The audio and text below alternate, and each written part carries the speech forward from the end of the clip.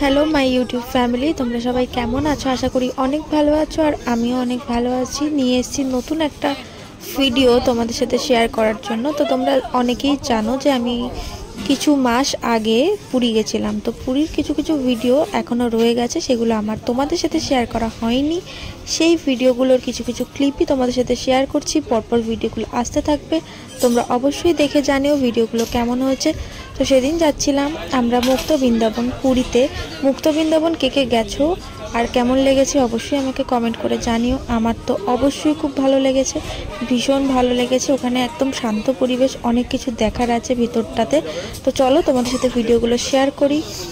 হ্যাঁ মানছি আমি কয়েক মাস আগে গেছিলাম, কিন্তু ভিডিওগুলো আমি কিন্তু এখনও গ্যালারিতে সেভ করে রেখে দিয়েছি তোমাদেরকে দেখাবো বলেই।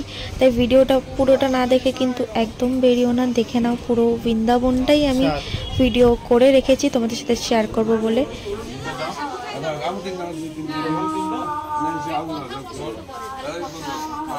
ওদিকে আমার বাবাও এগিয়ে যাচ্ছে আমার ব্যাগ কাঁধে, কারণ কি আমি ক্যামেরা করছি, তো তাই জন্য আমার ব্যাগটাতে প্রবলেম হচ্ছিল।